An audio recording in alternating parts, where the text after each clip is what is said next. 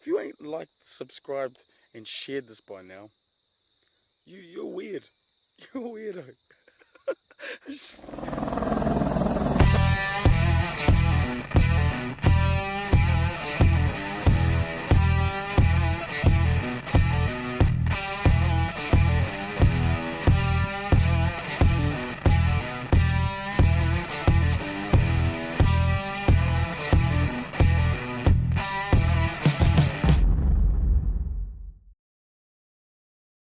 Awesome. So welcome everybody. This is us. We're getting into the first of our podcasts for 2020. And I tell you what, we've got an amazing guest with us today. And before I get into that, the podcast pretty much is all about showcasing some of the icons that we have here in New Zealand, some of those people that have got knowledge. And I tell you what, you're going to get some crazy insight today. I'm excited because I know for me, this is going to be a lot of learning. And I think, you know, with where things are going, a lot of our guys that are out there at the moment are really looking forward to getting back out there. But hey, if we can sharpen ourselves before that time comes, then all the better for it. So hey, today we're going to introduce the man himself. He is the New Zealand version of Aquaman. Ladies and gentlemen, Darren Shields. So please put your hands together. All right. So first of all, Darren, it's great to have you on the podcast, matey. Tell us a little bit about yourself, man. Thanks for the intro, mate. Hey, well, I've been around the sport of spearfishing since I was 5 years old, as well as pig hunting. Pig hunting was a big part of my life, and probably in my earlier years, I did more pig hunting than I did diving. I could go for a pig hunt before I'd go for a dive. But at an early age, in sort of 13, 14, I had to go in the odd spearfishing competition, and I did okay. And I got going on that. And from there, my first job was with a company called G Mitchell Sports, which was the biggest sports wholesaler of hunting, fishing, shooting, diving, skiing gear in New Zealand. Wow. I was lucky enough to get a job with them, and they spoke to me about sponsoring me, and I started really getting into comps and things like that. And I was away, and I just loved the thrill of the chase and hunting fish. And well, I was never the deepest diver that I competed against. I worked out that I had a really good fish sense. Nice. And that's something that a lot of people struggle with, is understanding how and where fish live. So, you know, I liken it to one day I was standing in a line of a whole lot of guys weighing in fish at the National Spearfishing Championships, and this guy in front of me was going on about how he'd been diving to 35 to 40 metres all day. And I was thinking, man, this guy must have some fish. I hadn't hit 30 metres that day. I might have been diving 25 to 28 maximum. And I'm thinking, this guy's awesome. And he had this crowd all around him, and he was telling them stories. So I wandered up and I had a look in his bucket. And he only had about half as many fish as me. And it's like, whoa, okay. So I learned something early on. It's not all about how deep you can dive, about what a great athlete you are. It's about having fish sense, or sense of where a deer lives or a pig lives or something like that. A lot of our sport is about understanding what you're after and understanding the environment you're in. You know, I thought I was the man. We went to Fiordlands last year, and the crayfish, you know, free diving for crays. I thought, you know what, I've come to Fiordlands. I have got to have a go at this. And sadly, I had a chest infection at the time.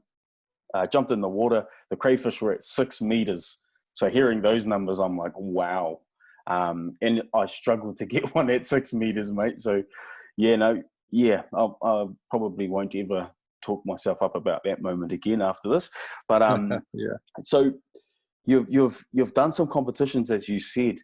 What would be the biggest highlight so far of your diving or spearfishing career? There's probably several, but I suppose I've got to look at it like I'm a very fortunate man. I've got a lovely wife, and I've got 3 really cool kids. And I get to dive with all of them. And one of the highlights of my career, I suppose, is seeing both my sons do exceptionally well in spearfishing. My older boy, you know, is now up there with the very, very best. Seeing my daughter win the World Freshwater Champs, that's all those things are a real highlight for me, you know, because I know there's not a lot of people that get to experience stuff with their kids because they don't do the same sport as them for whatever reason. Awesome. On the fish sense, probably the highlight, probably one of the things that's excited me the most was when I shot and landed still the New Zealand record yellowfin tuna, 48 kilos off Whakatane one time. And again, while I got that fish, I had some good mates around me, you know, and that's a big part of what you do. So while you make a personal achievement, never forget the guys you do it with. And, you know, one of those guys is an older guy. He's 78 at the moment, John Ross. He's still a dive legend to me. And another guy, Simon Carter, was with me. He's a really good fisherman. He helped us get on the fish that day.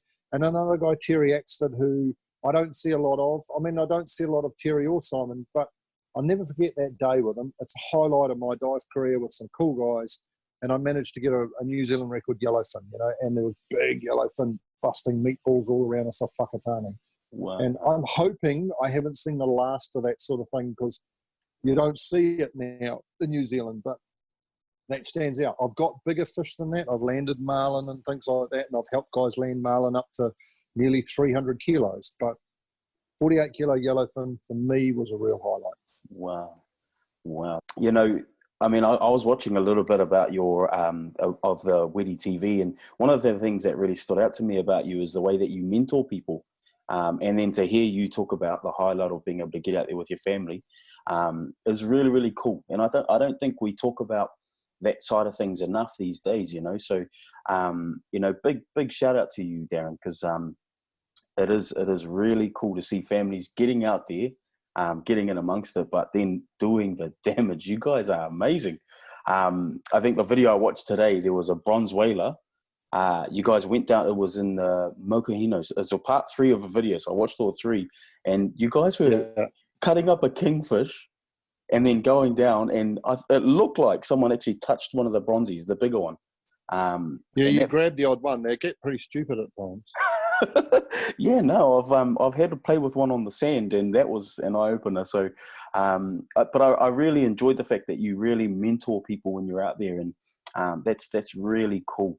I think the thing is, you know, like, as if you're a good sportsman, if you understand really what's going on about it, you've got to get your head around it. It's not all about you, and too many people think it's all about them.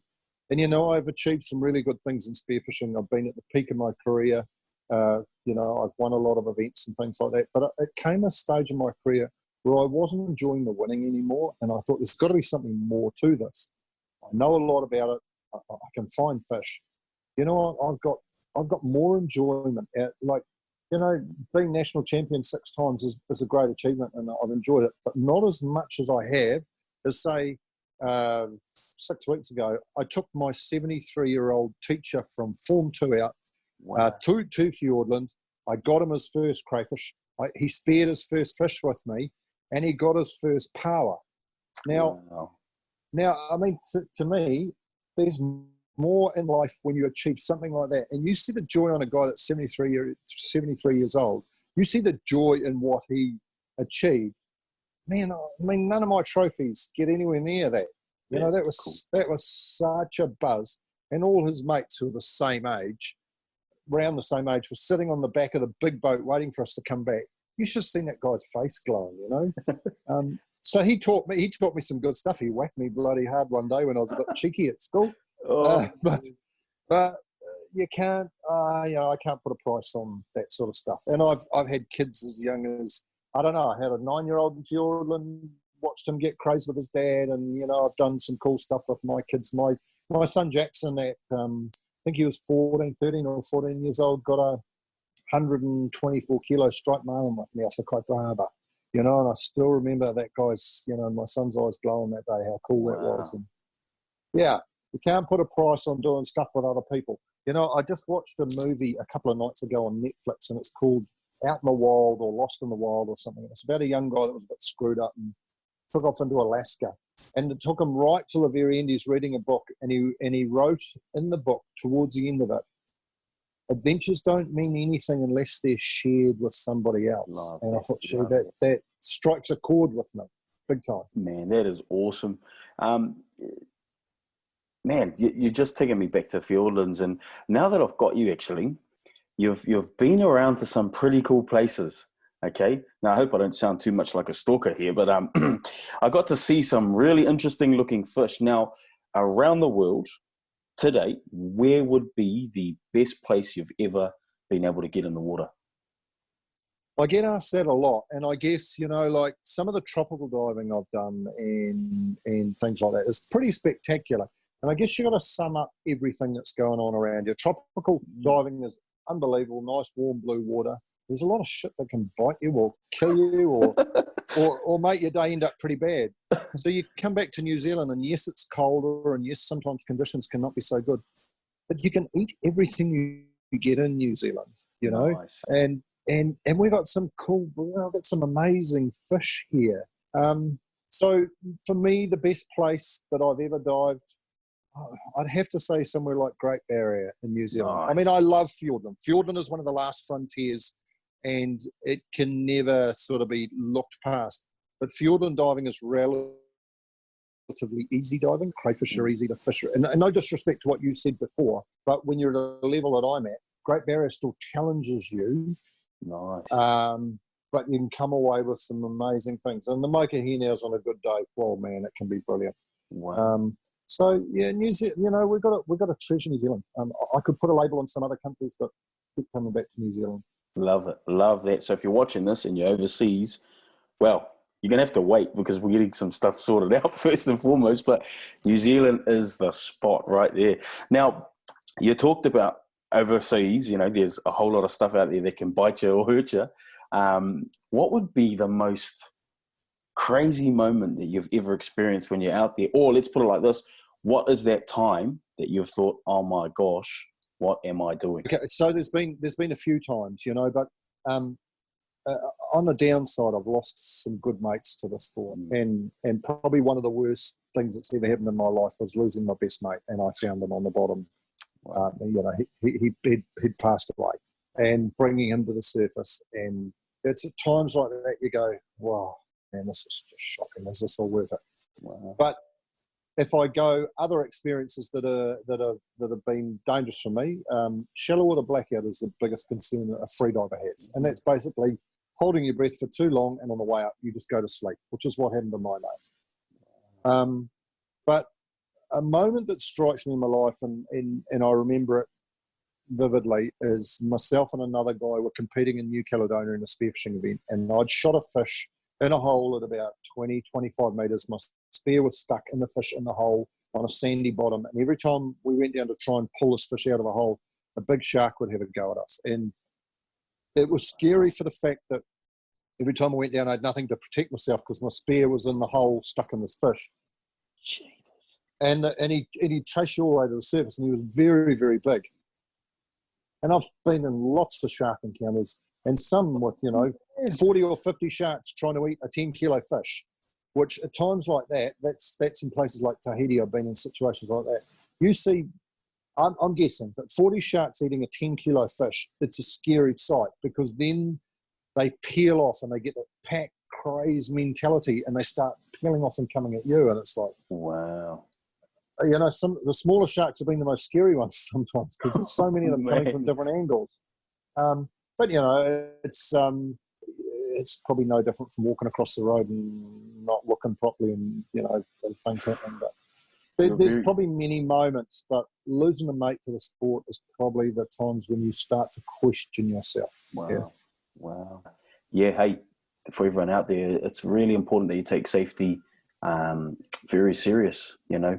I say it all the time. It's all good. It's all good fun. It's all good fun, and you have a lot of laughs. But it can turn real bad real fast. And you know, I've been around several deaths in the sport, and I tell you what, it takes a bit to bounce back from it sometimes. And if I look back over it, you know, they all didn't need to happen.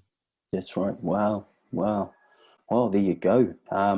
Hey, because we're on there, let's talk a little bit about some beginner's advice. Now, like I said, the first time I've ever gone crayfish diving was in the Fiordlands, and like you said, the reason why I got in the water to have a go was because I was told they're at 6 meters, and somebody like me that was built to jump on the league field, 6 meters seemed like, oh, that doesn't seem too bad. I got in the water, and I tell you, it took me, and I'm not even going to lie, it took me maybe 13 attempts to get one. and I finally got Yeah. one with a guy down there waiting for me, saying it's right Yeah. here. So there was Yeah. no glory in that moment. It was all about me having a go. But what would some But I beginner's think you're advice wrong. be? There's plenty of glory in the moment, because if you ask me to go and stand on a league field and tackle a guy like you, mate, I'm going to run. You're going to see the undersoles of my feet. I'm gone. So you got to put it into perspective. You had a chest infection, dive to 6 meters. That's a scary concept if you haven't done a lot of that sort of thing. So, I admire people that get thrown into that situation and achieve it. So as a beginner, you're going out and giving it a go.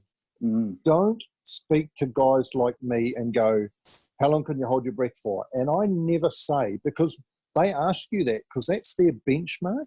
Right. Whereas their benchmarkers should be is how long can they hold their breath for?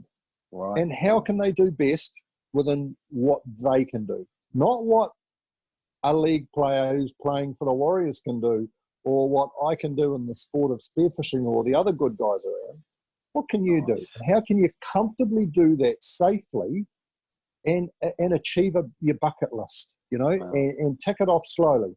So, it's the first question people ask me, how long could you hold your breath for? What's your biggest fish? What's your biggest cray? Wow. Well, I don't push it too much, because I don't want some guy to go out and go, well, Darren said he can hold his breath for 55 minutes. So, I've got to be able to do that the first time I go diving. Wow. I can't hold my breath for 55 minutes. I was going to say, holy moly. No, I can't. But I know if I say it on this podcast, people are going to go, right, okay, note that down. And to be honest, I don't know how long I can hold my breath for, because I never time it. But I know I've got a very long breath hold, and I know all the guys around me in the sport that have been doing it like I have for a long time. I've got a very long breath hold. Wow. But we didn't learn that overnight. I've been doing the sport for 50 years. Very cool. Very cool. I love that. So you've got a lot to catch up. Set your sights a bit lower about what you can do. And if you set them lower, one of the biggest things that will help you hold your breath longer is calming yourself down, getting rid of your anxiety factor, getting your heart rate down, and going, well, that guy's sitting at 10 meters or 15 meters. I'm going to have a go for 3, 4, or 5, and just calm yourself down. Take some time, take a bit more time to get your breath, to get your heart rate down, and then give it a go. The first thing I see when I'm guiding people, say into Fiordland, is I go, okay, there's a cray down here, a little bit like you're saying, there's a cray down here, we'll go down. Before I've hardly finished the sentence, they're halfway down. I haven't even put my snorkel back in my mouth and got a breath. And breathed up and taken my time, and they shoot back up and they go, oh, God, it's too deep. It's like, yeah, but man, you never even prepared for it. Wow. And I say to people, next time you're watching a league game or an All Black game or something, and the guy's been interviewed at the end of the game, look how much he's huffing and puffing when he's going through the interview. The game finished 5 or 10 minutes before. His whole body's reoxygenating itself. Yeah. And you, as a freediver, when you're learning to do it, understand that. Wow. You've got to completely reoxygenate your whole body in between every dive. So you've got to calm down, relax, breathe slowly, and swim down slowly. Guys, go like a bull at a gate to get to the bottom. Well, guess what? Your heart rate's going to be way up there. Take your time, Right. Be an old diver, not a young, bold diver that doesn't survive or gets put off because they set their sights too high. Love that. And now it makes sense why they got me on the Kinners first. I get it now. They were good to me, because it was Kinner, then Power, then we had to go to the crayfish. So I see that now. What would be the 3 most, let's go 3 most important parts of gear from your experience for somebody if they're wanting to get into this? Okay, so number 1 is a mask. Right. I get people, because I've got a spearfishing business, they walk and they go, what's the cheapest mask you got? It's like, mate, you don't want the cheapest mask. You want a mask that fits your face. Nice. And people go, oh, I don't like the look of that one. Forget about the look. It's got to fit your face. If you've got a mask that's filling up with water, if you've got a mask that is hurting underneath your nose or hurting the bridge of your nose or hurting across here, it's no good. Wow. So like in my business, we have a massive mask selection, and my staff, I train them to put more emphasis on fitting people in masks first and foremost than anything. Get your mask right. You put that on, You're not thinking this is uncomfortable. Okay, so you're looking. I can see underwater. Number 2, if I'm freezing cold, I'm not going to like this. Right. If I'm wearing a wetsuit that's cutting off my, too tight across my chest or whatever, I'm not enjoying this. Number 1, the mask. Number 2, the wetsuit. Number 3, the fins. Have a nice fitting pair of fins. I used to train with my finning, with fins on across Lake Pupuki and Central Takapuna and Auckland. And I learnt to swim faster than most other guys when I was competing. And one thing I learnt, if the fins hurt your feet, you are in a lot of pain. You imagine how many times your feet go up and down in a day kicking a pair of fins. I don't think people think about that. Mm. So it's the foot pocket has got to fit your foot like a glove. Wow. So that's the 3 most important things. Cool. Okay, I'm taking these notes down because it's something I definitely need to start getting my hand into a bit more. The boys have been telling me. So just actually while we're on that, whereabouts can people come and check out this gear that you're talking about? So, Wettie, we're in Arrenway Drive in Albany, 6 Arrenway Drive in Albany, and we have a really good online store for those that aren't around Albany, Cool. or and even Auckland. We send gear worldwide. Our brand has grown and grown and grown. And all my staff are divers. I don't let them work for me unless they understand diving. And number 1, they're good people. I got. We're going through this terrible thing, this lockdown and things like that. And I know some businesses use it as a bit of a ground to cull staff they want to get rid of. I'm desperate to keep mine, man. I got the best staff you could ever have. Good people, good divers. They love the sport. They're passionate about it. So, yeah, Wettie in Albany or our online store. And we're really good in our online store at fitting people out. Cool. Mostly you deal with my son and my daughter through the online store. My daughter's world women's spearfishing freshwater champion. So, she gets the guys will ring up and they go, "Oh, you haven't got a bloke there I can talk to, have you?" It's like, come on. Talk to my daughter, man. She knows the stuff. She knows the stuff. I watched her in America clean out some of the best girls and spearfishing women in the world, just effortlessly. So my daughter's real good. My son's really good. My staff are all real good. And we have a massive selection of gear. We're probably the biggest in New Zealand now with what we do by a long way. Awesome. And we'll have that link in the description below as well, so you can check that out for yourself. That is cool. Now, the next kind of part of what we're going to be doing is called Quickfire questions, okay? So yep. There's been no preparation for this. I've not told you these questions. And the key to this is you've got to answer them as quick as you possibly can. So that first answer that comes to mind, you got to fire it out. I've been holding my breath for a long time. Remember, the old brain's a bit slower. Hey, this could be fun. So, okay, here we go. I'm gonna start off nice and easy. Then we're going to get into some a little bit more interesting questions. So, first off, best fish to date, aside from the elephant. Okay, 136 kilo, 134 kilo marlin. Oh my goodness. Okay, I'm supposed to be quick fire. Sorry. Kina or KFC? KFC. Love it. Knock down a helping there, but I love it. Scariest fish in the ocean? Scariest fish in the ocean, great white shark. Wow. Okay, greatest fear or phobia? I'm scared of my wife. Shout out to phobia. That's real, right? Greatest fear or phobia? I don't know. That's a hard one. I can't think of one. I've seen you tickle sharks, so I believe that. Pork or venison? Pork. Right. Favorite superhero and why? Jeremy, who works for me, because he's got some challenging aspects in the life he lives in, and he comes to his work with a smile every day. So to me, a superhero doesn't have to wear a cape. He's my hero. Love that. If you could be one animal, what would that be? My cat, after living with lockdown for 5 weeks, man, he lives a good life. Love it. Yes, kittens, mate. I've got 2 of them, and they keep me busy. Bucket list number 1. What is that one thing on your bucket list? The one thing on my bucket list, gee, that's a hard one. I've made sure I've lived a good life, so that's a hard one to answer. Just doing more good stuff with my family. Love. Describe you in 3 words. Mate, I'm competitive. I like to think I'm pretty loyal to good people. And if I say I'm going to do something, I do it. Nice. It's my word. Cool. Now, finish this sentence. When I dance, I look like... An Indian rubber man. Oh, I love that. That's going to be the intro to this video right there.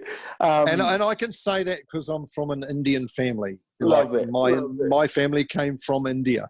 Okay, Love that. Now, funniest moment outdoors. Oh, funniest moment. I mean, probably it's more my hunt. Oh, funniest moment outdoors. Some of my hunting years, probably. Oh, God, I can't. What's that first one? That first one that came to mind? I can't think of them. I mean, mate's carrying pigs and falling in rivers and can't get out of a cold river because he's got a pig on his back. Oh, yes. Stuff like that. Yes. I mean, there's all sorts of things. I had a possum in a dead roadkill possum in a guy's bag once. Who was been a bit of a dick. So I picked the possum up off the road on the way to this dive. Competition were going on, and the possum was rotten. And I had it in his dive bag, in his wetsuit, inside his wetsuit, told everybody else, obviously except him, so everybody was waiting for him to undo his bag and get his wetsuit out. And out falls this rotten possum. Oh, like wow. That. So he was, he had an encounter with a shark later that day. Okay, now, you've talked, you kind of touched on it before, and you're really humble, so I want to pull a little bit more of this out. You've passed the quickfire questions with like a breeze. Some of the other boys were sweating when we did that. But what tell us some of those achievements you've had, some of the records, some of the trophies that you've won. Tell us a bit about that. Okay, well, I've been 6 times New Zealand spearfishing champion. And the first time I ever made the New Zealand spearfishing team, I was 19. And at the time, I think I was one of the youngest guys to make the New Zealand team. And not only did I make it, I won the event to get in the team. So it's one of those moments, and you hear All Blacks talk about it. I used to watch this guy playing rugby, and now I'm playing with him. And I was a bit like that. I went diving with all these legends in the competition, and I won. And I went away with them to New Caledonia, and I'll never forget that. It was one of the greatest trips ever. And and I've achieved a lot in business. I've done well in business, and I guess one of the things I've always tried to do is surround myself with good people and better people. Awesome. And we all know there's, everybody has negative people around them in their lives. And if there's one thing I can tell people out there, especially in a lockdown situation like we're in, there's some shit people out there. Move them out of your lives. Don't let them demand your time. Don't let them command who you are and how you react. Surround yourself with good people, and good things will happen. And I've been a great believer in writing my goals down. I found some goals that I wrote down a couple of days ago in an old diary, because you're cleaning out in this COVID-19 time. And it was in 2006, and there was a whole lot of goals I wrote down, and I've achieved every one of them, and I'd forgotten I'd written those goals down. So, your achievements and what you've done, there's all sorts of stuff I've done, but I do a bit of mentoring. I mentor young guys at a high school that have had a tough life, and I go and sit in a room with those guys, and all my achievements go out the door when I see the cards they've been dealt in life and how they're just dealing with life day to day and how they're struggling to survive. And to me, again, they're sort of my heroes sometimes, some of these young guys. Wow. I mean, shit, the lives they've been dealt are just awful, and yet they're functioning each day as best they can. And wow. An achievement is to sit and listen to a young guy and listen to his life and go, well, man, you got it tough, but here you are doing this, and I admire you. And yeah, so there's all sorts of ways you can look at achievements, I think. Cool. Oh, that is really, really cool. And I mean, we're in lockdown right now. It's week. You lose track of time. It's week 5. Wow, we're doing so good. You can tell by I get mocked a lot on YouTube and Facebook for my hair. People think you must spend hours doing your hair and all of this sort of stuff. But as you can see at the moment, that's why I was late tonight. I was doing mine. I love it. You know, so I know people are going to be going, "Hey, where's the hair gone? Where's all that sort of stuff?" But we're in lockdown right now, and I watched you catch a fish off your deck. Tell us a bit about how that's going, because I got some slide baiting rigs I need to get out to you so you can get a kingy off that bad boy. But how's lockdown been going for you guys?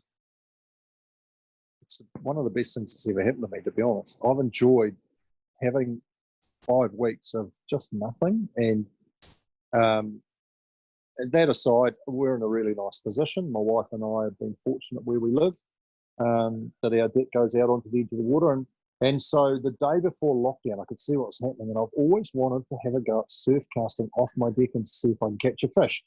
And I know nothing about fishing. I've been around fishing quite a bit because I was Graham Sinclair's underwater cameraman for Gone Fishing and as above water cameraman, and I've worked closely with Adam Clancy off Fishy Business for years on his show. So yes, I've been around fishermen a lot, but do I pick up a fishing rod? No. So I thought, right, it's my sort of goal is to catch a fish off my deck during this lockdown. Well, I've caught 2 snapper off my deck. But goodness. I have to tell you, the trees around my deck look like Christmas trees. There's lots of decorations in them. I love that. Hey, so I've been making lures out of teaspoons, out of 7, what do you call them? Those Red Bull cans. I found a Red Bull can on the road. I thought that looks glittery. I'll make it out of that. So I've been trying my hand at all sorts of things, and I'm a useless fisherman. I'm hopeless. So hey, I've been very fortunate. If you can catch a snap off your deck, you're doing something right, mate. So that is really cool. And I must say, I saw that, and my fish tank started getting very inviting. So very cool, man. Very cool. Now, yeah, I mean, it's been awesome getting to know you through this little bit of a kōrero. And you know, one of the things that instantly said to me, man, this guy's got to be the first podcast we released. Was the element of you that I see as a mentor to a lot of people out there. And, you know, I just really want to say on behalf of the outdoors and the guys that are out there watching, thank you. Thank you for being a mentor. I've watched you on TV and thought, man, that is some crazy stuff you guys get up to. And to be able to talk to you today is a real honor. So thank you for the role model that you are and the example that you've set for a lot of people. I don't think we say these sorts of things enough. To be really honest. And, you know, I watch guys out there, and I part of my motivation, why I do the videos is because, you know, if I can create a little bit of laughter, if I can create a little bit of joy out there, then I definitely want to be amongst that. And to see guys like yourself doing it is really cool. So thank you for all of that, Darren. It's been awesome to watch you and your journey, to get to know you a bit more tonight. If there was one thing, and we're going to get into a little bit more about do the plug after this, but if there was one thing you could tell everybody out there right now, we're in lockdown, what would that be? Look after what we've got. You know, 50 years I've been diving. There's nowhere near the fish there used to be when I first started, especially when it comes to size. When I first started diving, the fish were a lot bigger. Wow. And there was a lot more of them. Maybe the only thing that's come back in reasonable numbers is snapper, but you don't see the big snapper like I used to. Look after this resource we've got and hand it onto your kids in a better state than what it's in. Love that. Yeah. Cool. Now, give us the plug, Darren. You've talked about the Albany store. What's the name of the website? YouTube, Facebook, lay it all out there. How can we get to know Darren more? Wettie.co.nz. You know, Nice. Wettie is short for wetsuit, Wettie, Wettie.co.nz, and Wettie TV on YouTube. Just search Wettie TV.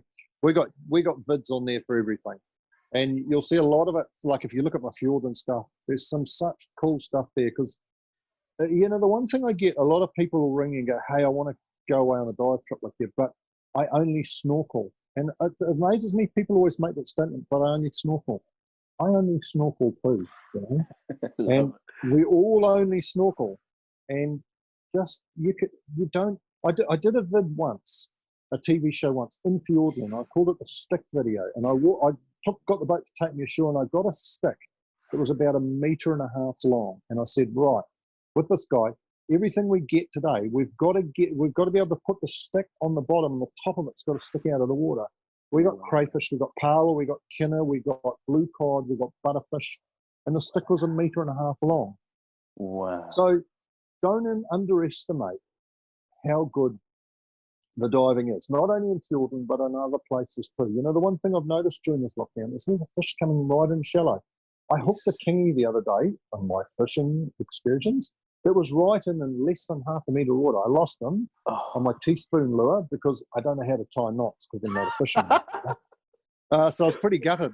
But, you know, there's lots of stuff right in shallow. It's, Wow. I mean, we were shooting gurnard in Fiordland a few weeks ago that were in 2 meters of water. You know, it was so much fun. I actually took a heap of photos of them because they're such a beautiful fish, the old gurnard. So Man. you don't have to go deep. Forget about going deep. Forget about holding your breath for a long time. And learn how to hunt stuff in the shallow. That is cool. That is cool. And yes, I saw the workup that was happening right next to the shore of one of your videos as well. And I love that because it seems like this, I mean, we're on everyone's calling it lockdown. You know, we're in isolation at the moment, but it looks like the outdoors, the sea is getting a bit of a rest from us. Big time. I'm really loving it, to be really honest. I'm loving the fact that it's getting a break from us. Hey, thank you very much, Darren. As I said before, it's been an honor. Look forward to seeing more. Definitely look forward to seeing more. And hey, I'm going to be stopping in. Yeah, definitely. I'm going to be stopping in to get some first-hand advice once this lockdown's over, because yes, I'm getting a lot of people asking me to do more diving. So you're watching out there. I'm going to be doing more diving. Okay, and yeah, I'm looking forward to diving with you one day. Yes. yeah. I'm going to start swimming. I'm going to start swimming then. But again, don't worry about it. You know, let's just go and just relax and do it. And do it well, because I know if I pay it forward to you, you'll pay it forward to somebody else, and that's how this thing works. That's us. That is us. Well, you heard it, family. You're going to see more. And like I said, I mean, this is me now personally. If you're out there, you're wanting to get involved in the outdoors, there's amazing people out there, like you've heard in Albany. Get in amongst it. Get around the right people, and we'll definitely see you out there doing those adventures with your family, with your friends, with those that you love and care about, and talk about the yarns that we can have afterwards. So thank you very much. Again, thank you, Darren, and we'll see you again soon. It's been my pleasure. Thanks for doing this. See ya. Cheers. See ya. Awesome.